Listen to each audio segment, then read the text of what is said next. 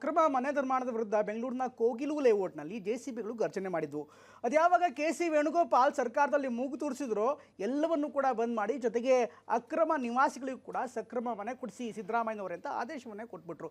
ಯಾವಾಗ ಕೆ.ಸಿ. ವೇಣುಗೋಪಾಲ್ ಹೇಳಿದ್ರು ಸಿದ್ದರಾಮಯ್ಯನವರು ಓಕೆ ಬಾಸ್ ಎಂಬಂತೆ ಅತ್ತ ಅಕ್ರಮ ನಿವಾಸಿಗಳಿಗೂ ಕೂಡ ಸಕ್ರಮವಾಗಿ ಮನೆ ಕೊಡೋದಕ್ಕೆ ಮುಂದಾದರು. ಆದರೆ ಈಗ ಅವ್ರು ಯಾರಿಗೂ ಕೂಡ ಮನೆ ಸಿಗೋದೇ ಡೌಟ್ ಆಗಿದೆ. ಇದಕ್ಕೆ ಕಾರಣ ಏನು ಅದನ್ನು TV9 ಬಿಚ್ಚಿಡ್ತಾ ಇದೆ ಈ ಸ್ಟೋರಿಯಲ್ಲಿ.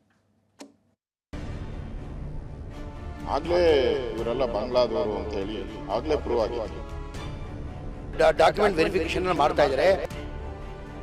ನಾವು ತಪ್ಪಿಗೆ ಸಿಕ್ಕಾಕೊಳ್ತೀವಿ ಅನ್ನೋ ಕಾರಣ ಇಟ್ಕೊಂಡು ಕೊನೆಯಲ್ಲಿ ಅದು ಕೊಡಕ್ಕೆ ಬರಲ್ಲ. ಇವತ್ತು ಫೈನಲ್ ಮಾಡಿ ಇದೇ ಜಾಗ ಬೆಂಗಳೂರಿನ ಕೋಗಿಲು ಲೇಔಟ್ನ ಇದೇ ಜಾಗದಲ್ಲಿ ಕೆಲ ದಿನಗಳ ಹಿಂದೆ ಜೆಸಿಬಿಗಳು ಗರ್ಜಿಸಿತು.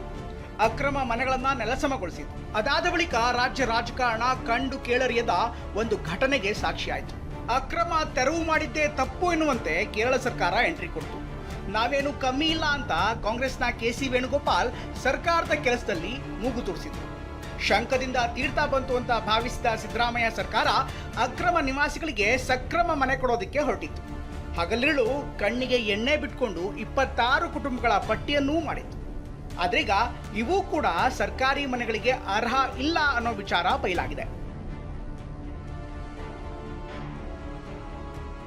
ರಾಜೀವ್ ಗಾಂಧಿ ವಸತಿ ಯೋಜನೆ ನಿಯಮಗಳ ಅನುಸಾರ ನಿಯಮಕ್ಕೆ ಅನುಸಾರವಾಗಿದ್ದರೆ ಮಾತ್ರ ನಿರಾಶ್ರಿತರಿಗೆ ಮನೆ ಸಿಗಲಿದೆ. 5 ವರ್ಷ ಕಡ್ಡಾಯವಾದ ರೆಸಿಡೆನ್ಷಿಯಲ್ ಸರ್ಟಿಫಿಕೇಟ್ ಇರಬೇಕು. ಆದರೆ 24 ಮಂದಿ ರೆಸಿಡೆನ್ಷಿಯಲ್ ಸರ್ಟಿಫಿಕೇಟ್ ನಮೂದಿಸಿಲ್ಲ. ಕೋಗಿಲು ಲೇಔಟ್ನ ನಿರಾಶ್ರಿತರು ಈವರೆಗೂ ರಾಜೀವ್ ಗಾಂಧಿ ವಸತಿ ಯೋಜನೆಗೆ ಅರ್ಜಿ ಸಲ್ಲಿಸಿಲ್ಲ ಎನ್ನಲಾಗಿದೆ. ಆನ್ಲೈನ್ನಲ್ಲಿ ಅರ್ಜಿ ಸಲ್ಲಿಸಬೇಕು, 50,000 ಮುಂಗಡವಾಗಿ ಕಟ್ಟಬೇಕು. ಆದರೆ ಇದುವರೆಗೂ ಯಾರೊಬ್ಬರೂ ಕೂಡ ಅರ್ಜಿ ಸಲ್ಲಿಸಲಿಲ್ಲ ಅನ್ನೋ ಎಕ್ಸ್ಕ್ಲೂಸಿವ್ ಮಾಹಿತಿಯನ್ನ TV9 ಬಯಲು ಮಾಡಿದೆ.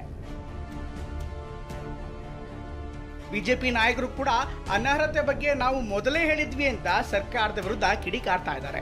ನಾವೇನು ಹೋಗಿ ನಾನು ಭೇಟಿ ಮಾಡಿದ್ದೆ, ನಾನು ಛಲವಾದಿ ನಾರಾಯಣ ಸ್ವಾಮಿ, ನಮ್ಮ ಎಲ್ಲ ಶಾಸಕರು, ಆಗಲೇ ಇವರೆಲ್ಲ ಬಾಂಗ್ಲಾದವರು ಅಂತ ಹೇಳಿ ಆಗಲೇ ಪ್ರೂವ್ ಆಗಿತ್ತು. ನಾನು ಅವ್ರನ್ನ ಅಡ್ರೆಸ್ ಎಲ್ಲ ಕೇಳಿದೆ. ಯಾವುದೇ ಇದು ಲಾ ಅದನ್ನು ಪರ್ಮಿಟ್ ಮಾಡೋದಲ್ಲ. ಅದಕ್ಕೆ ನಮ್ಮ ಹೋರಾಟ ಮಾಡಿದ ಮೇಲೆ ನಾವು ತಪ್ಪಿಗೆ ಸಿಕ್ಕಾಕೊಳ್ತೀವಿ ಅನ್ನೋ ಕಾರಣ ಇಟ್ಕೊಂಡು ಕೊನೆಯಲ್ಲಿ ಅದು ಕೊಡಕ್ಕೆ ಬರಲ್ಲ ಅನ್ನೋದು ಗೊತ್ತಾದ್ಮೇಲೆ ಈಗ ಅದನ್ನು ಹೊರಗೆ ಇಡಲಿಕ್ಕೆ. ಇನ್ನು ಕೋಗಿಲು ನಿರಾಶ್ರಿತರ ದಾಖಲೆಗಳನ್ನ ಪರಿಶೀಲಿಸಲಾಗ್ತಾ ಇದೆ ಅಂತ ಸಚಿವ ಜಮೀರ್ ಅಹಮದ್ ಖಾನ್ ಹೇಳ್ತಾ ಇದ್ದಾರೆ. ಡಾಕ್ಯುಮೆಂಟ್ ವೆರಿಫಿಕೇಶನ್ ಮಾಡ್ತಾ ಇದ್ದಾರೆ.